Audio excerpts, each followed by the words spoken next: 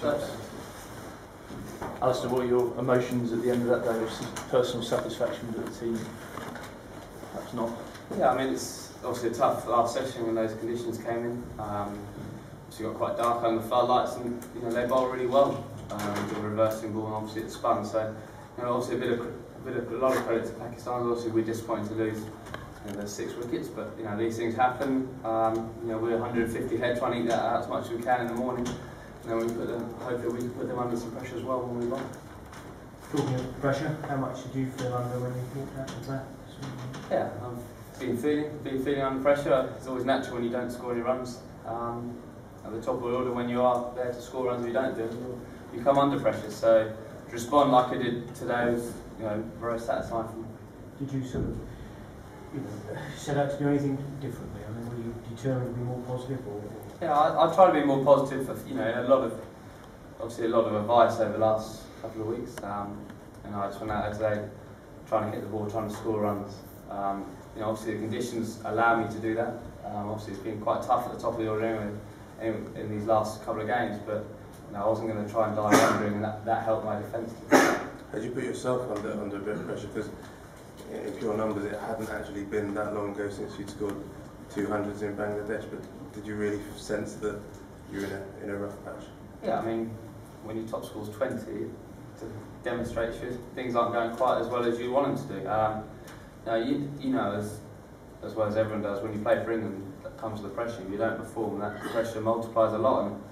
And things probably aren't as bad as you think they are, but obviously it's not great. And to respond like today, that's what's obviously very satisfying to me under that pressure. To do that,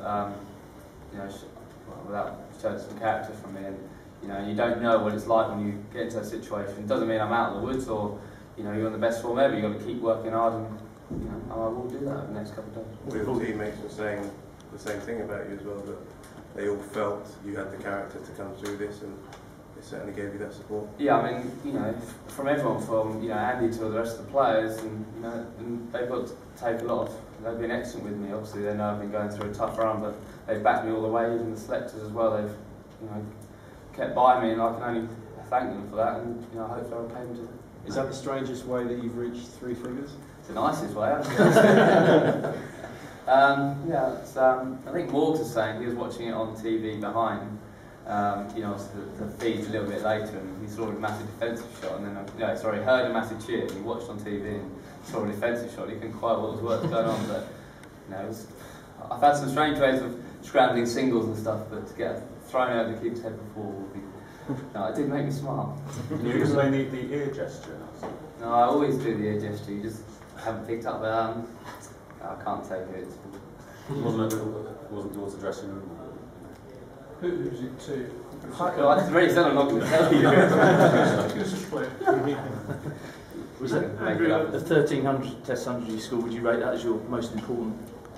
I think every Test 100 is important. There's no, it's a very satisfying feeling I've got now. For personally, obviously, we've got a big 4 hours, 5 hours tomorrow. But to score 100 under that pressure, means a lot to me. Andrew Strife said that all you needed was a change of luck, and early on, I suppose you got 12 runs through the slips. Did you sort of look at those moments and think, I've survived those, I'm going to go on from it? Yeah, only one of them was a catching chance. Thanks. Look, when you're in a bit of a bad run of 4 scores, you find ways to get out, don't you? And I have been finding ways to get out, and even today I still managed to find a way to get out. But I'd rather it happen there than when I was on 20. But yeah, you do need a little bit of luck. Everyone knows that as a batter, and that's one of the tough things as you open the batting is to keep leaving. It will change. Obviously, against a new ball, you need a little bit of luck, and it did change for me today. And luckily, I cashed in and cashed in to make the most of it. Did you say on TV that you and your batting buddy have gone your separate ways? Yeah, we have. It was Jimmy's idea yesterday. He came to me. Obviously, I think he went almost a world record at getting a naught, and now he's had a few in a row. And he came to me and said, "This time we went our separate ways." like a new manager in a football game, you swap and you always do well straight away. So No doubt you hear a lot about it from Swanee, but he's now my buddy. So he worked with you this morning? He did nothing this morning. He wasn't even here when I was over my throat. You sacked Jimmy, or did he sack you? No, he sacked me actually, which is no, it's a hammer blow. When you're down, you're really Exactly, down. really bad. Which worked out well. So yeah.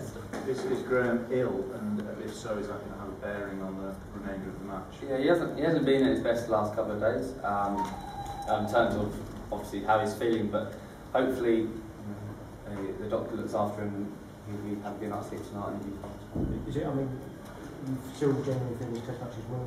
Yeah, without a doubt. I mean, well, hopefully we can eke out some more, and then we know that when Pakistan on top, they're a very good side, as they showed it towards the end here and there. But if we can apply some pressure with a couple of early wickets, that really change the momentum, and suddenly 150 more runs or 160 more runs looks a long way away. And that is our job. The bowls have bowled fantastically all series and put them under a lot of pressure. And winning a test match is hard to go over the line, and hopefully we can put them under that pressure tomorrow. The last couple of Richmond in region. Ali, did that knock-on finals day help free up your mind in some way?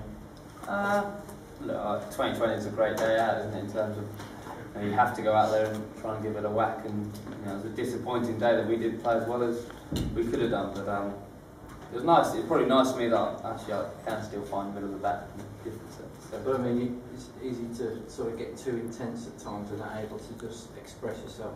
Yeah, look, I mean, it's totally different, isn't it? But it is, do you know what I mean? It is a totally different game, but it was just nice to go out without that pressure of playing in a test match and trying to do well for Essex. There's been a lot of discussion about trigger movements and so forth. Was there a technical issue that you've addressed specifically? I don't think so. I mean, they bowl really well. The top of the order's been tough this summer. And yeah, it hasn't been going great for me, but they bowl well. And I've scored all my test runs in pretty much a similar step, with the technique. So it's a matter about trying to groove it, trying to improve it. But you can get a little bit carried away with technique. I went out day to day trying to hit the ball and score runs and not worry about so much about my feet and my backlift, and it paid off to me. Okay, thanks.